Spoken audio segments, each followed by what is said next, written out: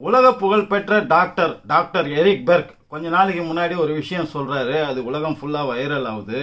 என்ன விஷயம்னா, ஒரு குறிப்பிட்ட விஷயத்த குறிப்பிட்ட முறையில குறிப்பிட்ட விதத்துல நீங்க செஞ்சுட்டு வந்தீங்கன்னா உங்களுக்கு இந்த நன்மைகள் கிடைக்குதுன்னு ஒரு பெரிய லிஸ்ட் ஒன்று போடுறாரு. அந்த லிஸ்ட் என்னென்னு கேட்டீங்கன்னா, நம்ம உடம்புல உள்ள கிளைசிமிக் இண்டெக்ஸ் அப்படின்றது கட்டுப்பாட்டுக்குள்ள வைக்கப்படுது. அப்புறம் இன்சுலின் ரெசிஸ்டன்ஸ் அப்படின்ற பிரச்சனை தீர்க்கப்படுது. அப்புறம் டயபெட்டிஸ் அப்படின்ற ரத்தத்தில் உள்ள சர்க்கரையின் அளவு கட்டுப்படுத்தப்படுகிறது. இதை கண்டினியூஸா பண்ணும்போது நாளடைவில் டயபெட்டிஸே நம்ம உடம்புல இல்லாத ஒரு நிலை உருவாகுது. அதுக்கப்புறம் உடல் பருமன், ஒபிசிட்டி இதெல்லாம் குணமாகுது அப்படின்னு சொல்லிட்டு பெரிய லிஸ்ட் ஒன்று சொல்றார்.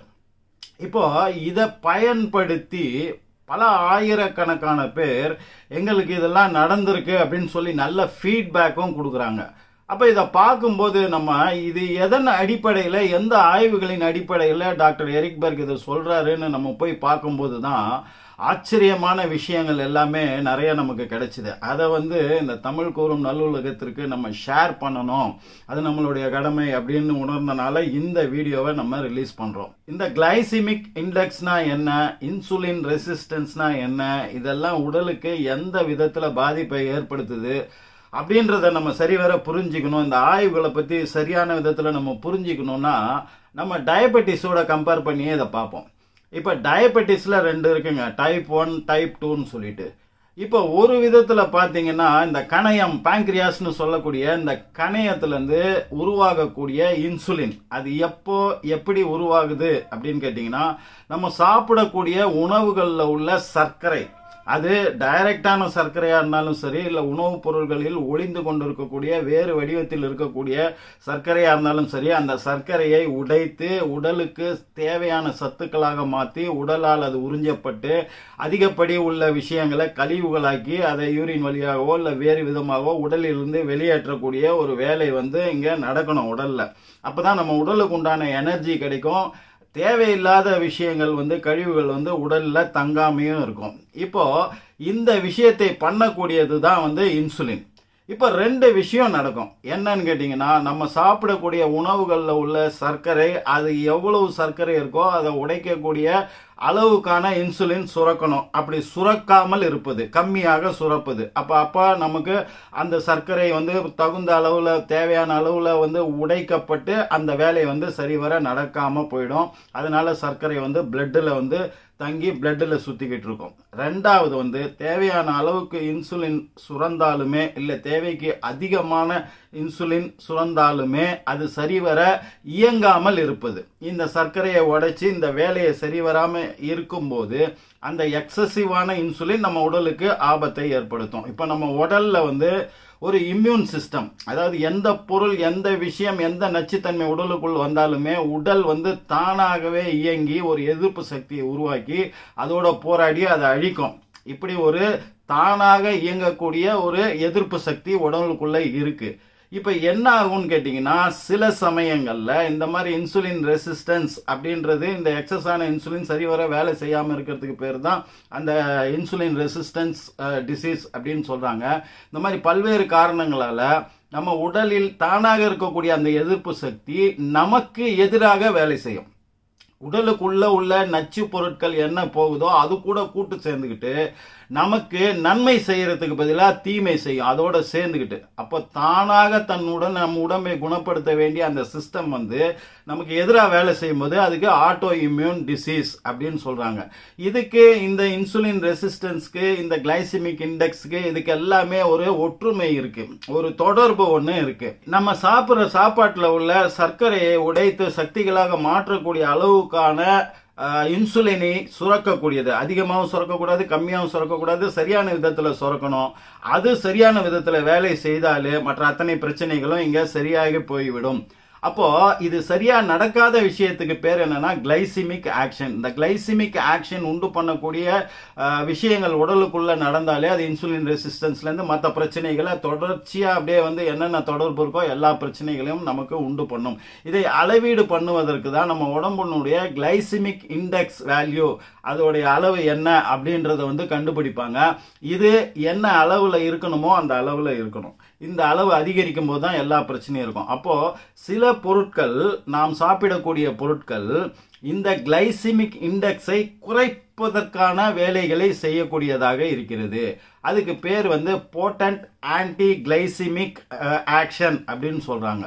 அப்ப அந்த போட்டன்ட் ஆன்டி கிளைசிமிக் ஆக்ஷனை பண்ணக்கூடிய உணவுகள் என்னன்னு வரும்போது தான் அந்த முக்கியமான விஷயத்தை வந்து நம்ம டாக்டர் எரிக் பெர்க் வந்து சொல்றாரு. அப்படிப்பட்ட விஷயம் என்ன, அதை எப்போ எப்படி சாப்பிடணும், அது என்ன பண்ணுது அப்படின்றத பத்தி டீட்டெயிலான வீடியோ தான் இது. ஆப்பிள் சைடர் வினிகர், இதை பத்தி நம்ம ஏற்கனவே ஒரு வீடியோல பேசியிருக்கோம். அவர் சொல்வதும் இதுதான். இந்த ஆப்பிள் சைடர் வினிகர் அப்படின்ற ஒரு விஷயம் தான் அந்த அற்புதத்தை வந்து நிகழ்த்துது. இந்த போட்டன்ட் ஆன்டி கிளைசிமிக் ஆக்ஷனை பண்ணக்கூடிய தன்மை உள்ளது. ஆனா இதை எப்போ எப்படி சாப்பிடணும் அப்படின்ற ஒரு முறையை வந்து அவர் சொல்லி கொடுக்குறாரு. இப்போ இது என்ன பண்ணுது?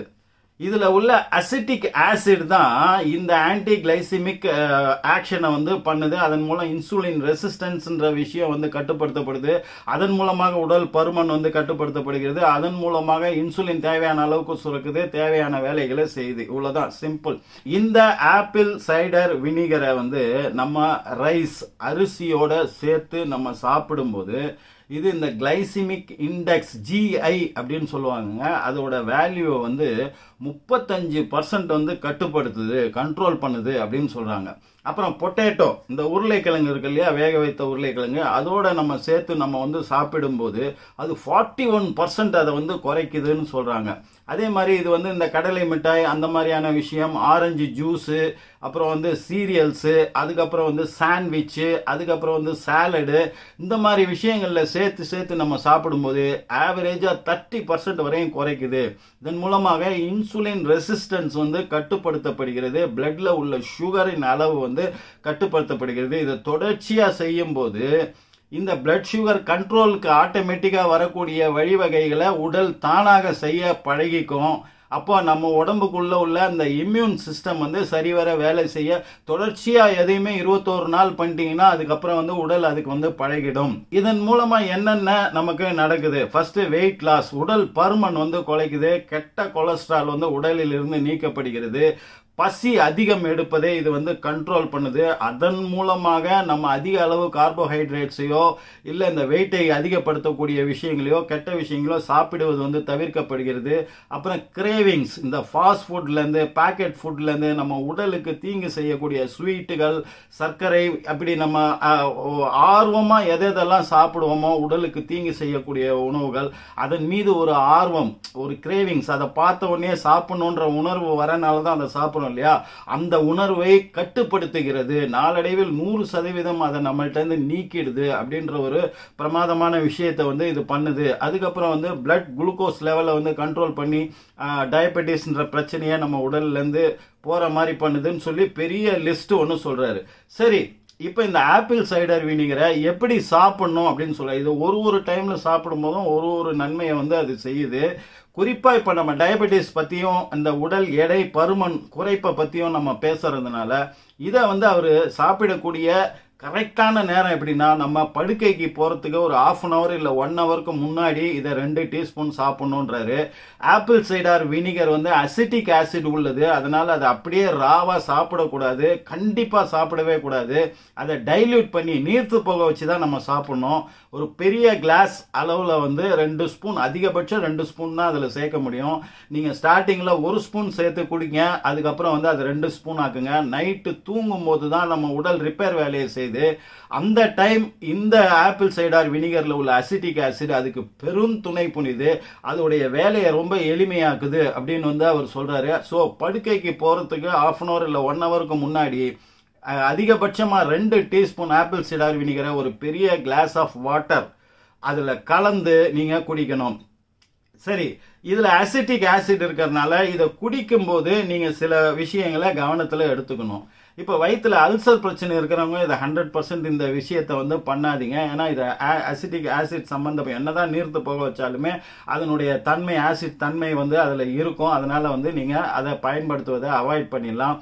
அடுத்தது வந்து இது பல் எனாமல்களை வந்து அரிக்கக்கூடிய தன்மை, உடனே அரிக்காது. இது மாச கணக்கில் பயன்படுத்தும் போது அது அந்த விஷயம் நடக்கும். அப்படின்றனால நீங்க வந்து அதை எப்படி குடிக்கணும்னு கேட்டீங்கன்னா ஸ்ட்ரா வச்சு நீங்க குடிக்கலாம்.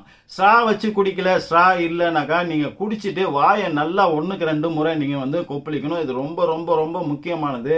இது கிளீன் பண்ணக்கூடிய தன்மை இந்த ஆசிடுக்கு இருக்கிறதுனால வயிற்றுல உள்ள அத்தனை விஷயங்களையும் அது கிளீன் பண்ணக்கூடிய விஷயம் இருக்கனால இந்த பல்லினுடைய எனாமலையும் பல்லையும் அது நாளடைவில் தேய்க்கக்கூடிய தன்மை உள்ளது. அதனால அதுல கொஞ்சம் வந்து நீங்க கவனமா வந்து இருக்கணும். அடுத்தது வந்து இது ரொம்ப நாள் நீங்க சாப்பிடும்போது உடனே கிடையாது, மாச கணக்கா வருஷ கணக்கா நீங்க சாப்பிடும்போது உங்க உடலில் உள்ள பொட்டாசியம் அளவை வந்து இது கம்மி பண்ணக்கூடிய தன்மை உள்ளது. பொட்டாசியம் வந்து உடலுடைய நன்மைக்கு வந்து நிறைய விஷயங்களை வந்து vitamin D, vitamin C, iron இதெல்லாம் நம்ம உடம்புல சேரணும்னா அதுக்கு எங்க போய் நிற்கும்னு பாத்தீங்கன்னா பொட்டாசியம் அளவு வந்து நமக்கு குறையாமல் இருக்கணும். அப்போ பொட்டாசியம் உணவுகளை வந்து சேர்த்து வந்து நம்ம இது கூட சாப்பிடணும். இந்த ஆப்பிள் சைடார் வினிகர் நீங்க சாப்பிட்றீங்கன்னா தினமும் உங்க உணவுல வந்து பொட்டாசியம் அதிகம் உள்ள உணவுகளை, பொட்டாசியம் எதெல்லாம் அதிகமா இருக்குன்றதை பத்தி தனியா நம்ம வீடியோ போட்டிருக்கோம், அதை போய் நீங்க பார்க்கலாம். இல்லைன்னா நெட்ல கூட உங்களுக்கு நிறைய கிடைக்கும். அந்த பொட்டாசியம் உணவுகளை நீங்க அதிகம் சேர்த்துக்கணும். அதுக்கப்புறம் கார்போஹைட்ரேட்ஸ் கம்மியாக உள்ள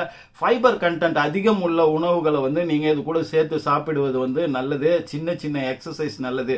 இது அத்தனையும் சேர்ந்த பேக்கேஜ் தான் இது. சின்ன சின்ன உடல் பயிற்சிகள், அதுக்கப்புறம் கார்ப்ஸ்ன்னு சொல்லக்கூடிய அந்த கார்போஹைட்ரேட்ஸ் கம்மியாகவும் ஃபைபர் கண்டென்ட் அதிகம் உள்ள உணவுகளை சாப்பிடணும், பொட்டாசியம் அதிகம் உள்ள உணவுகளை சாப்பிடணும். இதுதான்.